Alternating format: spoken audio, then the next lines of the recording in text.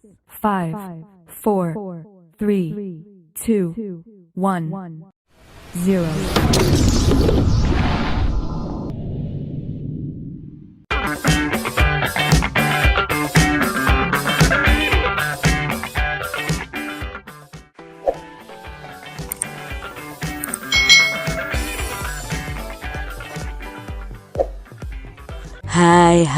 Hai.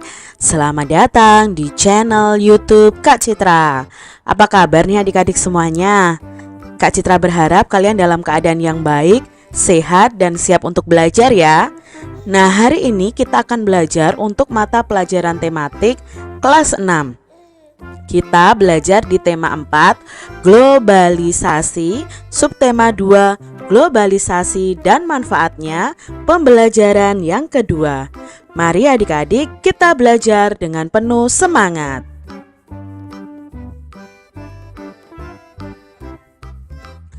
Globalisasi membawa banyak manfaat bagi masyarakat dunia.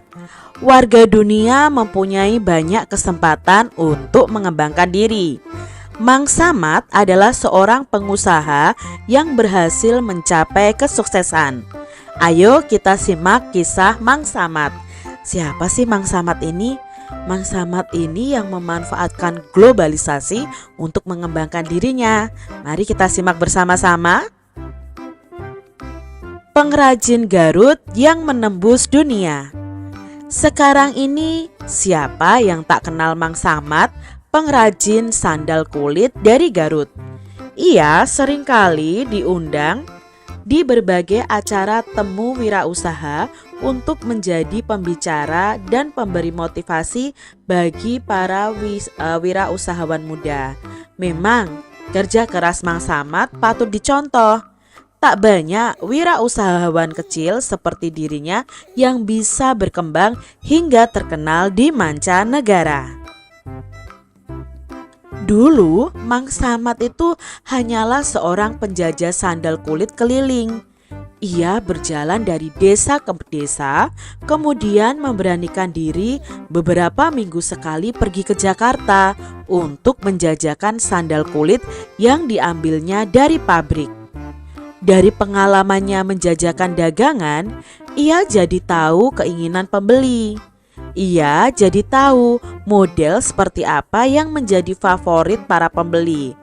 Ternyata semakin rumit bentuk jalinan kulit sebuah sandal, apalagi untuk laki-laki, justru tidak diminati. Bentuk sederhana dan klasik tetap menjadi favorit pembeli.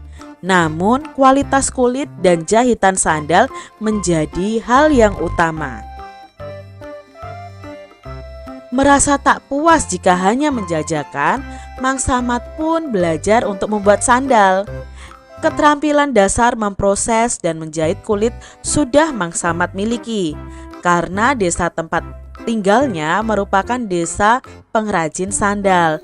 Nah, Mang Samad hanya memperluas keterampilannya dengan belajar membuat pola sandal, belajar mengenal aneka bahan, lalu menambahkan pengetahuan minat pembeli dari pengalamannya berjualan. Mang Samad mulai bereksperimen dengan berbagai model sandal buatannya sendiri. Ia mencoba membuat sedikit, kemudian menitipkannya di toko atau di temannya yang berkeliling. Ketika laku, ia membuat lagi, mencoba model yang baru, mencoba warna yang baru, lalu begitu seterusnya. Hingga suatu saat, ia tidak bisa lagi memenuhi permintaan pembeli dengan tenaganya sendiri. Maka mulailah Mang Samad ini mencari pegawai yang bisa membantunya. Dari 1-2 pegawai, sekarang sudah lebih dari 10 pegawai yang bekerja membantunya. Ia tak pernah jauh-jauh mencari pegawai, hanya dari orang-orang dekat di lingkungan tempat tinggalnya. Ia ingin kemajuan usahanya itu juga dirasakan oleh lingkungan terdekatnya. Semakin maju usahanya, semakin maju juga tingkat penghidupan pegawai yang bekerja membantunya. Mang Samad tidak saja menaikkan taraf hidupnya, tetapi juga membantu memajukan taraf hidup masyarakat di lingkungannya. Belajar yang tak pernah henti membuat usaha yang dirintis Mang Samad ini terus berkembang adik-adik. Berbeda dengan produk sandal Garut yang model bahannya tak berubah dari waktu ke waktu, Mang Samad sering memperhatikan model sandal di majalah dan model sandalnya merek luar negeri yang dijual di toko. Ia pun secara berkala mengeluarkan model-model baru adik-adik. Walaupun model yang dibuatnya sederhana, ia selalu menggunakan bahan yang terbaik serta teknik jahitan yang kuat. Dengan demikian nih, sandal buatannya itu lebih tahan lama adik-adik. Suatu ketika datang kesempatan bagi wirausahawan kecil di Garut untuk ikut memperkenalkan produk khasnya di sebuah pameran produk karya Indonesia di Jakarta. Nah, Mang Samad ini berusaha untuk ikut dalam pameran ini. Bahkan ia mencari informasi bagaimana membuat brosur produk yang menarik. Ia juga bekerja sama dengan temannya yang pandai bertukang untuk membuat tampilan area pamer yang berbeda. Wah, keren ya. Mang Samad ini bisa ikut pameran adik-adik. Ternyata Mang Samad tidak sia-sia. Brosur produk yang informatif, area pamer yang menarik, serta kualitas produk yang baik membuat stand sandal kulit Mang Samad ramai didatangi pengunjung pameran. Tidak hanya sandal yang dijual laris manis di sini, Mang Samad juga didekati oleh beberapa importir dari luar negeri yang tertarik dengan produknya. Hanya dari satu pameran, produk Mang Samad sudah dikenal oleh banyak kalangan. Sekarang produk sandal buatannya sudah menembus ke pasar mancanegara atau ke luar negeri adik-adik. Model yang sederhana dengan kualitas bahan dan jahitan yang baik membuat sandal buatannya ini disukai banyak kalangan di luar negeri.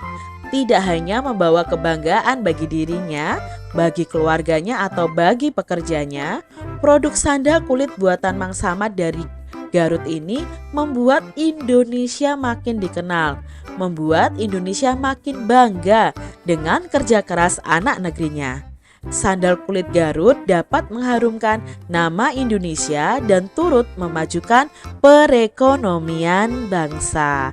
Nah, itu tadi kisah inspiratif dari Mang Samad yang merupakan pengrajin sandal kulit dari kota Garut.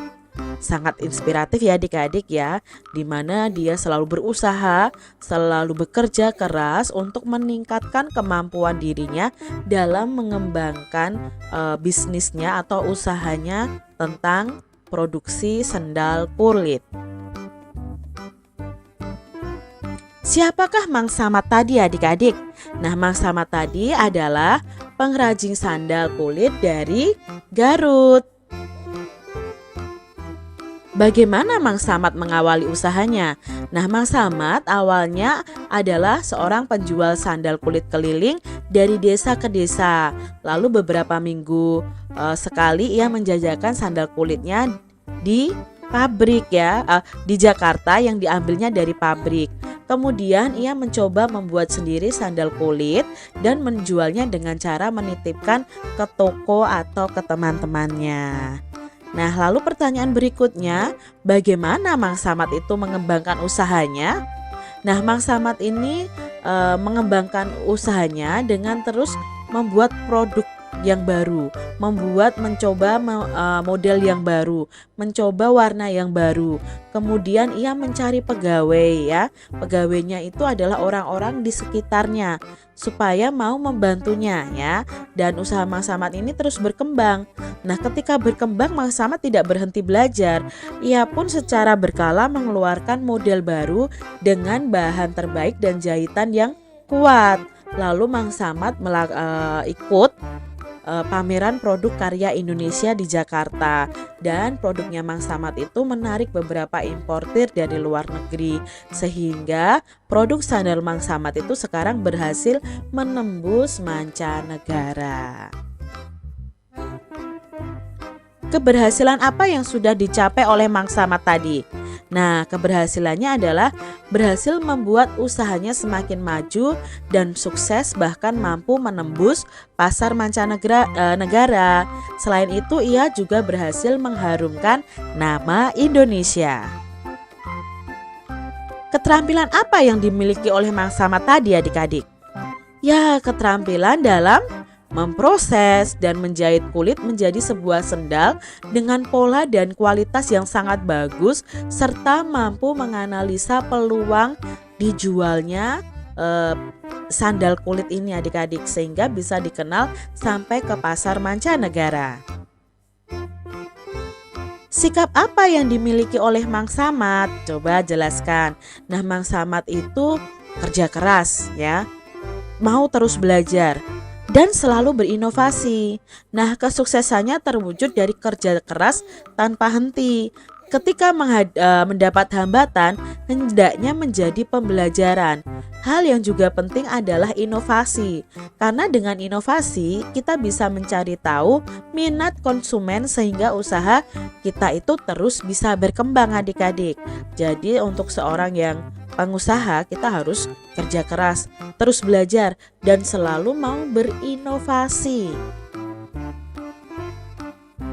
Apa dampak keberhasilan dari usaha Mang Samad bagi diri Mang Samad sendiri? Nah, dampaknya adalah ekonomi Mang Samad itu meningkat. Lalu ia juga merasa bermanfaat bagi orang lain. Karena melalui usahanya ini, ia juga bisa membantu menaikkan taraf hidup masyarakat di lingkungannya. Nah, masyarakat Indonesia itu mempunyai keragaman ekonomi. Seperti yang telah kamu pelajari sebelumnya, bahwa keberagaman itu dipengaruhi oleh banyak faktor. Salah satunya itu keterampilan dan pendidikan serta usaha keras.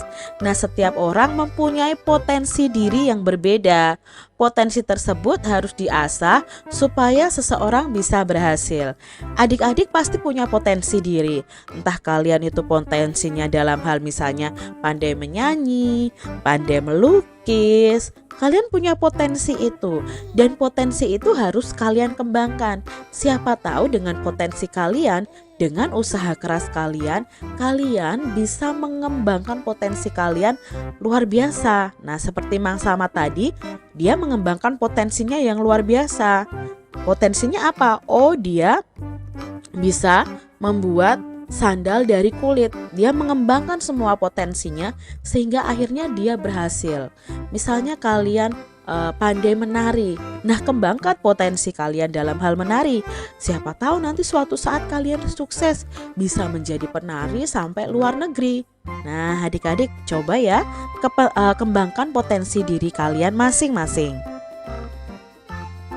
Nah, di era globalisasi sekarang ini, setiap orang itu harus meningkatkan potensinya supaya apa? Mampu bersaing, ya, bersaing secara sehat dengan orang-orang di sekitar kita. Nah, siapkah kamu menghadapi era globalisasi ini? Nah, adik-adik kita harus siap ya dengan era globalisasi yang begitu cepat, yang begitu luar biasa, dengan teknologi yang berkembangnya sangat pesat ya. Adik-adik harus bisa mengembangkan kemampuan atau potensi yang kalian miliki. Nah, untuk mengembangkan potensi yang kalian miliki, kalian bisa mengidentifikasi atau mencari tahu potensi apa sih yang aku miliki, lalu potensi apa yang perlu aku kembangkan, dan usahanya apa untuk mengembangkan diri itu. Nah, misalnya potensi yang aku miliki adalah aku pandai menari misalnya ya. Nah, yang aku perlu kembangkan apa? Oh, belajar tari-tari daerah. Usahanya apa? Oh, aku usahanya adalah mengikuti sanggar tari misalnya seperti itu. Oh, potensi yang aku miliki, aku pandai bermain sepak bola. Nah, potensi yang perlu aku kembangkan apa? Oh, potensi yang perlu aku kembangkan adalah bermain sepak bola yang baik dan benar. Nah, usahanya apa? Oh, usahanya mengikuti klub sepak bola misalnya seperti itu. Nah, itu kalian bisa cari tahu potensi yang kalian miliki dalam diri kalian masing-masing.